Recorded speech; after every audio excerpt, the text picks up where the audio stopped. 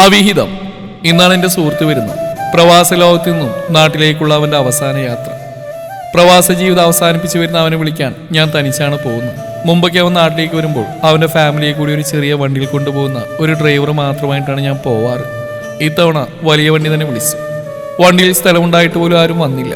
ആരെങ്കിലും അവനെ വിളിക്കാൻ വരുന്നുണ്ടോ എന്ന് ചോദിച്ചപ്പോൾ അവരാരും വരുന്നില്ലെന്ന് പറഞ്ഞു. കാരണം അവന് ഹൃദയം കൊടുത്ത് സ്നേഹിച്ചവൾ മാത്രമില്ല. അതിൻ്റെ ദേഷ്യമാണോ അതോ അവൻ്റെ ഈ വരവ് അവർക്ക് ഇഷ്ടമാവാത്ത കൊണ്ടാണോ എന്ന് അറിയില്ല. ആരും വന്നില്ല. പക്ഷെ എനിക്ക് പോവാതിരിക്കാനാവില്ലല്ലോ. അവനെൻ്റെ ചങ്കല്ലേ. ഞാൻ ആ വണ്ടിയിൽ അവനെ വിളിക്കാനായി എയർപോർട്ടിലേക്ക് യാത്ര തിരിച്ചു. കഴിഞ്ഞ ലീവ് കഴിഞ്ഞ് പോകുമ്പോഴെല്ലാം അവൻ്റെ സംസാരമൊക്കെ എൻ്റെ ഓർമ്മകളിൽ തികട്ടി വന്നു. എയർപോർട്ടിലെത്തിയപ്പോൾ സാധാരണ നാട്ടിലേക്ക് വരുമ്പോൾ ഞങ്ങൾ അവനെ കാത്തിരിക്കുന്ന ഭാഗത്തേക്ക് പോവാതെ ഇത്തവണ വേറൊരു ഭാഗത്ത് അവൻ്റെ വരവിനായി ഞാൻ കാത്തു നിന്നു. ആ ഭാഗത്ത് അധികം തിക്കും തിരക്കുമില്ലാതെ അധികം ബഹളങ്ങളില്ലാതെ ഉറ്റവരുടെ വരവും കാത്ത് കണ്ണുന്നിട്ട് കാത്തിരിക്കുന്നവരാരും ഇല്ലാതെ ഞാൻ അവിടെ തനിയെ അവനെയും നോക്കി നിന്നു.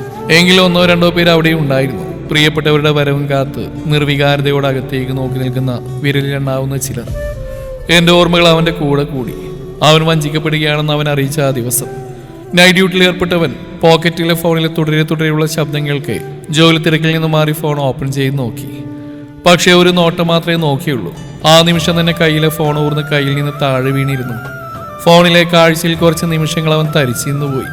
ഡോ സൂപ്പർവൈസറുടെ വിളിയിൽ ഞെട്ടിയവൻ താഴെ വീണ തന്റെ ഫോൺ എടുത്ത് പോക്കറ്റിലിട്ട് വിയർത്തൊലിച്ച മുഖം പുറങ്കയാൽ തുടച്ച് അയാൾക്കരിയിലേക്ക് നടന്നു. സർ, എന്താടോ, എന്തുപറ്റി? തനിക്കരികെ വന്ന് നിൽക്കുന്നതിൽ എന്തോ മാറ്റം കണ്ട് അവനോട് ചേർന്ന് നിന്നും അവനെ അയാളെ ചുറ്റിപ്പിടിച്ച് കരഞ്ഞിരുന്നു. ഒന്നുമില്ല സർ. പെട്ടെന്ന് എന്തോ ഓർത്തുപോലെ അവൻ അയാളിൽ നിന്ന് വിട്ടുമാറി തന്റെ ജോലിയിൽ ഏർപ്പെട്ടു. ജോലിയിൽ അവന്റെ ചിന്ത മുഴുവൻ കഴിഞ്ഞ ലീവിന് നാട്ടിൽ പോയ ആ ദിവസത്തിലേക്കാണ് പോയത്. എയർപോർട്ടിന് പുറത്തേക്ക് ഇറങ്ങിയതും അവന്റെ കണ്ണു തിരിഞ്ഞ് തന്റെ പാതിയായിരുന്നു. തന്നെയും കാത്ത് തന്റെ ബന്ധുക്കൾക്കൊപ്പം നിൽക്കുന്നവളെ കാണി അവന്റെ മനസ്സ് അവൾക്കരികിലേക്ക് എത്താൻ തുടിച്ചു. കല്യാണം കഴിഞ്ഞ 1 മാസത്തിന് ശേഷം അവളെയും പിരിഞ്ഞുപോയ ആ ദിവസം, അന്ന് അവൾ ഈ നെഞ്ചിൽ വീണ് കരഞ്ഞതും അവളുടെ കണ്ണീർ വീണ് കുതിർന്ന ഷർട്ടിൽ അവളുടെ പിടിയുടിവിച്ചകത്തേക്ക് കയറിപ്പോയത്. തിരിഞ്ഞു നോക്കിയാൽ കൈവിട്ടു പോകുന്ന കണ്ണീർ ആരും കാണാതിരിക്കാൻ വേഗത്തിൽ എയർപോർട്ടിനകത്തേക്ക് നടന്ന് ഇന്ന് അവിടെ നിൽപ്പ് കണ്ടപ്പോൾ അന്ന് തന്നെ ചുറ്റിപ്പിടിച്ച് കരഞ്ഞതിന്ന് വാരിപ്പുറന്ന ആ കവിളിലൊന്ന് മുത്താൻ തോന്നി അവന്.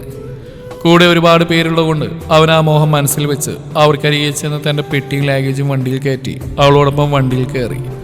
അവളുടെ കൈവിരലുകൾക്കിടയിൽ കൈകോർത്തപ്പോൾ അവനൊന്ന് കൈപ്പിൻ വലിക്കാൻ ശ്രമിച്ചു. കൂടെയുള്ളവർ കാണുമെന്നായിരിക്കാമെന്ന് ഞാൻ തെറ്റിദ്ധരിച്ചെങ്കിലും അങ്ങനെയല്ല. തന്റെ ചങ്ക് കൂട്ടുകാരൻ അവളെക്കുറിച്ച് അനാവശ്യം പറഞ്ഞതിന് അവനെ അടിച്ചു. അവനുമായിട്ടുണ്ടായ എല്ലാ ബന്ധവും അവൾക്ക് വേണ്ടി ഉപേക്ഷിച്ചു. അവൻ അവളോട് പറഞ്ഞപ്പോൾ അവൻ അവളെ പ്രപ്പോസ് ചെയ്തെന്നും കൂടെ കിടക്കാൻ വിളിച്ചെന്നും പറഞ്ഞ് അവൾ അവനെ മോശമായി ചിത്രീകരിച്ചു. എന്നിട്ടും കുഞ്ഞുനാളിൽ തോളിൽ കൈയിട്ട് നടന്നവനെ ഞാൻ അവിശ്വസിച്ചു. അവളുടെ അഭിനയത്തിൽ മൂടപ്പെട്ട താൻ അവളുടെ ചതിയറിയാതെ വീണു പ്രവാസത്തിലേക്ക് വിമാനം കയറി. ഇന്ന് തന്റെ ഫോണിൽ അവൾ മറ്റൊരുവന്റെ നെഞ്ചിൽ പറ്റിച്ചേർന്ന് കിടക്കുന്ന അർത്ഥനഗ്ന ഫോട്ടോസും വീഡിയോസും. താൻ ഉരുകി തീരുന്ന പോലെ തോന്നിയവന് പോണം, നാട്ടിൽ പോണം, തന്റെ കൂട്ടുകാരുടെ കാൽ വീണ് മാപ്പ് ചോദിക്കണം, അവളുടെ മുഖത്ത് നോക്കി നല്ലത് പറയണം. എല്ലാവർത്ത് കാറിന്റെ സൈഡ് സീറ്റിൽ തല ചേർത്തവന്റെ കണ്ണീർ കവിളിലേക്ക് ഒലിച്ചിറങ്ങി മണൽക്കാറ്റിൽ ചിന്നിച്ചിതറിപ്പോയി. നാട്ടിൽ വിമാനമിറങ്ങി എയർപോർട്ടിന് പുറത്ത് ടാക്സി നോക്കി നടന്ന് തന്റെ മുമ്പിൽ വന്നിരുന്ന ഒരു കാർ ഡോർ തുറന്നവനെ കണ്ടപ്പോൾ തന്റെ നെഞ്ച് കുത്തിക്കീറിയ പോലെ തോന്നി. വേദനയോട് അവനെ നോക്കിയൊന്ന് പുഞ്ചിരിക്കാൻ ശ്രമിച്ചു. താൻ ആട്ടി ഓടിച്ചിട്ട് ഒരു പരിഭവമില്ലാതെ വീണ്ടും തന്നിലേക്ക് വന്നത്. അവൻ വന്ന് തന്നെ ഹഗ് ചെയ്തപ്പോൾ അറിയാതെ കരഞ്ഞുപോയി. ഫ്രണ്ട് ഡോർ തുറന്ന് തന്നെ അവിടെ ഇരുത്തി. അവൻ ഡ്രൈവിംഗ് സീറ്റിൽ തന്നെ ഇരുന്നു. മൗനമായി അവൻ വണ്ടി ഒന്ന് മുന്നോട്ടെടുത്തു. എടാ, ഞാൻ സംസാരിച്ചു തുടങ്ങി എന്നെ അവനെ നോട്ടം കൊണ്ട് നിർത്തിച്ചു. കൂടുതലൊന്നും സംസാരമില്ലാതെ തന്റെ വീട്ടിൽ അവൻ തന്നെ ഡ്രോപ്പ് ചെയ്ത് പോയി. വീട്ടിലേക്ക് കയറി ചെല്ലുമ്പോൾ അമ്മയും സഹോദരിയും തന്നെ തുറച്ചു നോക്കുന്ന പോലെ തോന്നി. ശരിയാണ്, അവരുടെ നോട്ടം അങ്ങനെ ആയില്ലെങ്കിലേ ഉള്ളൂ. പ്രവാസിയായത് കുടുംബത്തിന് വേണ്ടിയാണ്. താനൊരു വിവാഹം കഴിക്കുന്ന അവർക്ക് ഇഷ്ടമായിരുന്നില്ല. പ്രവാസി എന്നുമില്ല, അവർക്കൊരു കറവ പശുവാണല്ലോ. തന്റെ ഇഷ്ടത്തിന് തന്റെ പ്രണയം തന്നെ സ്വന്തമാക്കിയപ്പോൾ അത് വലിയ പ്രശ്നമായി. ഒടുക്ക അവൾ ഏതോ ഒരുത്തന്റെ കൂടെ പോയി തന്നെ വഞ്ചിച്ചു.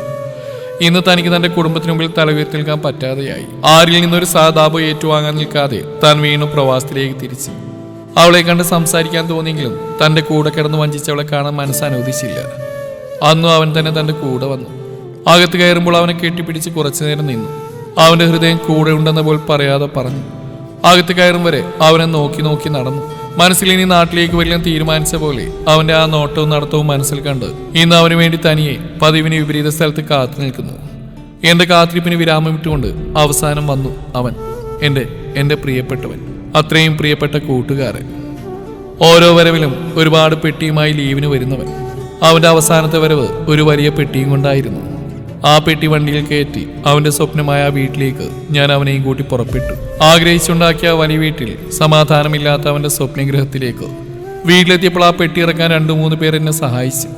പെട്ടി ഇറക്കി വെച്ച് ആരുടെ അനുവാദത്തിന് കാത്തിൽക്കാതെ ഞാൻ പതിയെ ആ പെട്ടി പൊളിക്കാൻ തുടങ്ങി. മുമ്പും അങ്ങനെയായിരുന്നു. തെറ്റിദ്ധാരണയുടെ പുറത്ത് മാറി നിന്നെങ്കിലും ഇന്ന് വീണ്ടും ആ വലിയ പെട്ടി തൻ്റെ കൈകൊണ്ട് പൊളിക്കേണ്ടി വന്നു. അന്ന് അവൻ കൊണ്ടുവന്ന പെട്ടി ഞാൻ പൊളിച്ചപ്പോൾ അതിനുള്ളിൽ അത്തറിൻ്റെ മണമില്ലായിരുന്നു. ആ പെട്ടി പൊട്ടിക്കാനും പങ്കുവെക്കാനും വീട്ടുകാരും കുട്ടികളും മറ്റും തിരക്ക് കൂട്ടിയില്ല. ഓരോ വരവിലും ഒരുപാട് സാധനങ്ങളുമായി വരാറുള്ളവൻ ഇന്ന് അവൻ അവസാനമായി കൊണ്ടുവന്ന ആ വലിയ പെട്ടിയിൽ സ്വയമേ കയറിക്കിടന്ന് ആരോടും മിണ്ടാതെ ആരെയും നോക്കാതെ അവനങ്ങനെ ചലനമില്ലാതെ കിടക്കുന്നു. അവൻ വന്നതറിഞ്ഞ് അവൻ അവസാനമായി ഒരു നോക്ക് കാണാൻ അവൻ്റെ ചുറ്റിലും ആളുകൾ കൂടി. ഒരിക്കലും മടക്കമില്ലാത്ത ഒരു സ്വർഗലോകത്തേക്ക് അവനെ യാത്രയാക്കുവാൻ. വന്നാൽ 1-2 മാസം നാട്ടിൽ നിൽക്കുന്നവൻ പക്ഷെ ഇത്തവണ വന്നപ്പോൾ നിന്ന് വെറും മണിക്കൂറുകൾ മാത്രം. മണിക്കൂറുകൾ കഴിഞ്ഞപ്പോൾ ആളുകളെല്ലാം അവനെ യാത്രയാകാൻ തിരക്ക് കൂട്ടി. എല്ലാവരും അവനായി പൂക്കളർപ്പിച്ചു. കണ്ണീരോടെ വിട പറഞ്ഞ് പിരിഞ്ഞു. അവനേറെ പ്രിയപ്പെട്ട കുറച്ച് പേർ അവനെയും കൊണ്ട് തെക്കേ പറമ്പിൽ ചിതയൊരുക്കി. ഇന്ന് അവൻ ആ മൂവാണ്ടന്മാവൻ ചോട്ടിൽ 6 അടി മണ്ണിനടിയിൽ ഒരിക്കലും മടക്കമില്ലാത്ത ലോകത്ത് ഒന്നിനും കാത്തു നിൽക്കാതെ സമാധാനത്തോടെ ഉറങ്ങട്ടെ.